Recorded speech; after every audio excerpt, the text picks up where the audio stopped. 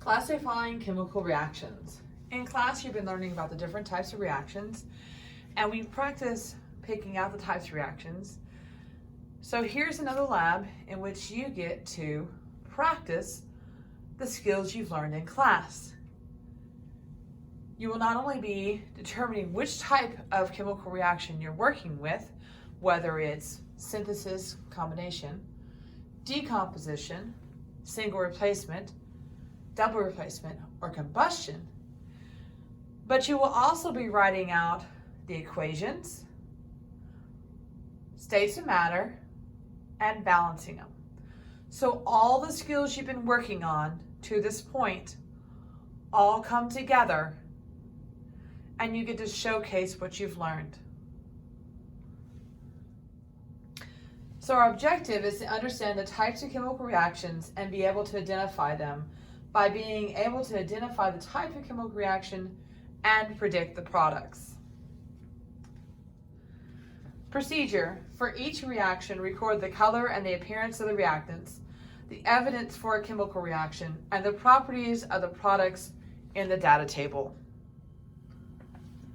An oldie but a goodie. So we're going to obtain about 3 to 4 centimeter strip of magnesium metal ribbon, and it should already be pre-cut and placed into your magnesium jar. We're going to hold the piece of magnesium with our crucible tongs like before. We're going to have a watch glass nearby. Make sure that we don't stare at the flame or at the magnesium once it ignites for safety purposes. We're going to place it in the fire like before. We're going to ignite it. We're going to hold it over the watch glass, allow it to burn. And when it completes, we'll place it into the watch glass. Turn your burner off. Observe the properties you see. Record what you see from the magnesium burning. And then write out that equation. When you've completed with recording all your data, remember to dispose of the magnesium oxide into the bucket in the fume hood. So reaction 2, we're going to take a small test tube. We're going to add about 2 milliliters or 40 drops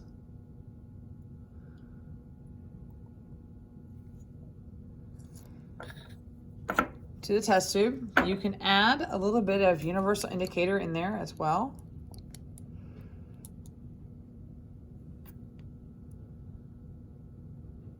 Just so you can see the color and you can see what's happening with the reaction just a little bit better. Then take your magnesium, and it says to like cool into a ball. You're basically just kind of like getting a little bit more compact, a little tighter. We're going to be taking the temperature probe and checking our temperature, which is why you got to make sure you have a small enough test tube so it can actually reach into the test tube and get down to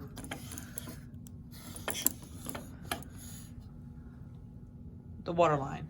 So you can take your initial, then we're going to stick the magnesium in there and allow it to react. We're watching our temperature change, seeing what's happening, but then we also want to know what's happening in the reaction. So we're going to crank up our Bunsen burner. Okay. Oops. All right. We're going to get a wooden splint. I'm getting a good temperature change there.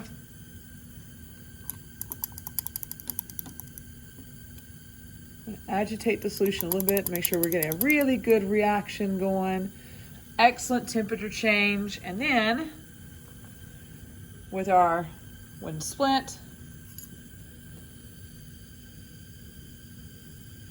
We're just trying to see if maybe there's any hydrogen gas being given off or oxygen. Okay, and hopefully you saw that.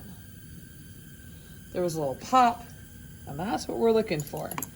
So again, we'll go back, keep getting our temperature change, and we're watching this all the way through. Record all your observations. Make sure you record the equation. That little pop that you saw is important because it's giving us information about if we have hydrogen gas being given off or maybe oxygen gas being given off. So think on that, and that's reaction number 2. Reaction number 3, we're going to set up our ring stand with a test tube and a test tube clamp. Make sure it is clean, ready to go. We're gonna have our Bunsen burner. We're gonna try to control our flame as far as the height goes. Okay. We're gonna obtain a small amount, about a jelly bean's worth of ammonium carbonate. Notice, I'm not gonna pick it up with my fingers. I'm gonna pick it up with my forceps. Here's what we're talking about, a fairly small piece, and we're going to place it into the test tube. Now, we're going to gently heat our test tube with the ammonium carbonate for about 30 seconds. So we're gonna control our height today. That's gonna be too high. So let's bring it down.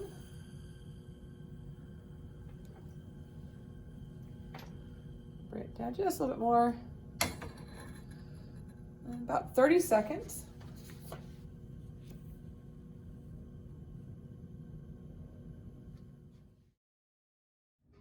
Okay, we're gonna moisten with distilled water, the litmus paper.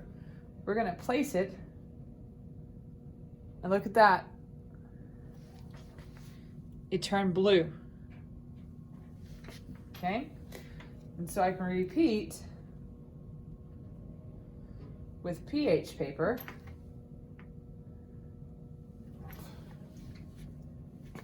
And it turns like a greenish color.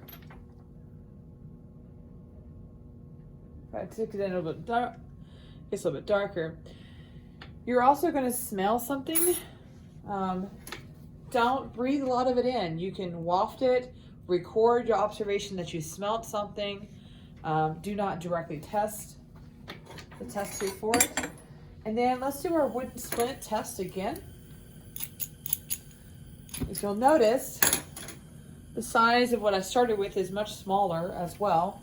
We're going to take our wooden splint. We're going to light it up a little bit.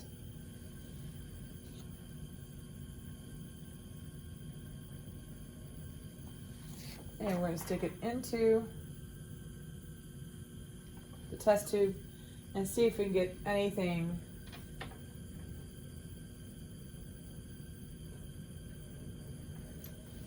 to pop as before. Write down your observations and write out your equation, balance it, and your states of matter. Dispose of this, like everything else, into the waste bucket. Reaction 4, we're going to place a small amount of calcium carbonate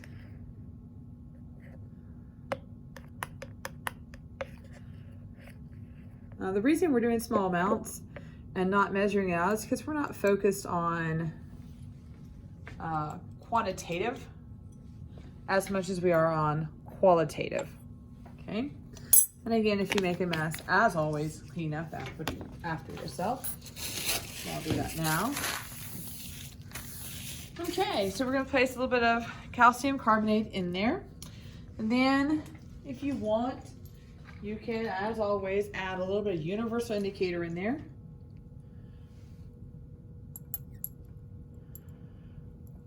Okay. And then what we're going to do is we're going to add a little bit of hydrochloric acid to it.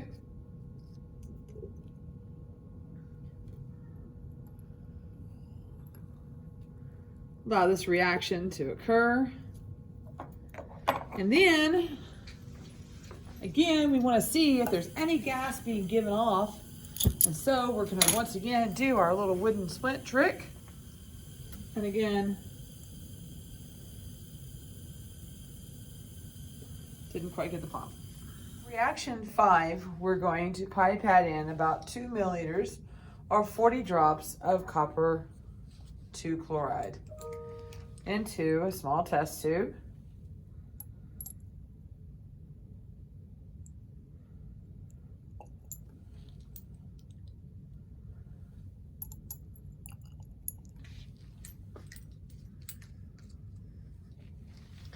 Then we will be adding 1 to 2 pieces of what's called mossy zinc into your test tube.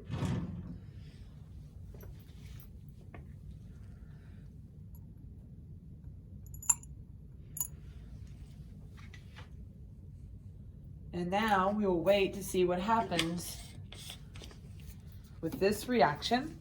We'll record all our observations, and again, when you get through with this, dispose of everything into the fume hood bucket. Reaction number 6. This time we're going to pipette about 2 milliliters or 40 drops of copper 2 chloride into a small test tube. Using a different pipette, we're going to add about 25 drops of the sodium phosphate solution to the test tube.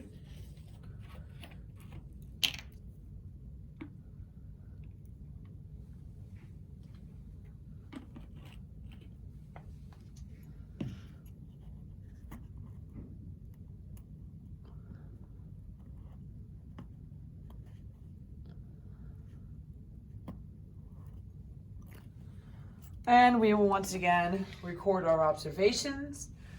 If you want to, you can stir it a little bit to see what happens as you stir it.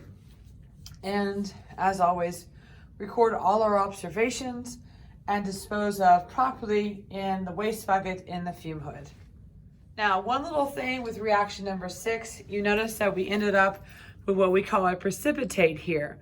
Remember that as you're writing out your states of equations, your states of matter for your equations, that these 2 solutions that I started with are not actually liquids. They're aqueous, AQ.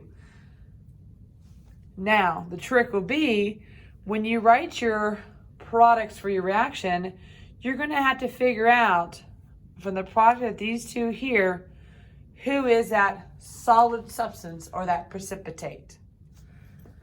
Reaction number 7. So we're going to pipette in about 20 drops of our sodium hydroxide into the test tube. Then we're going to add 1 drop of our indicator, which is phenolphthalein this time.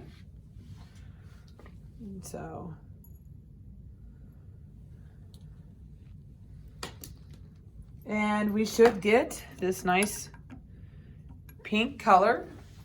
That is an indication for phenolphthalein that you have a base. And then we are going to add in hydrochloric acid. And we're going to count drops until we get this to change back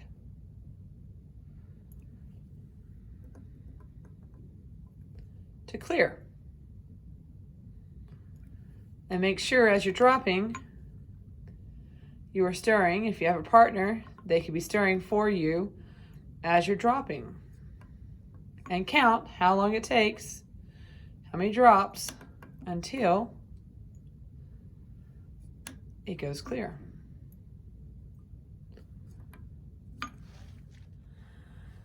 Okay, that's the last bit of your reactions. Make sure that you write out your reactions, include your states of matter, balance them, make sure you record your observations, and then there are 2 analysis questions to answer as a team, and then turn those in with your standard 5 post labs done for each individual student. Remember, post labs are individual, and looking forward to seeing your wonderful results. Live long and prosper.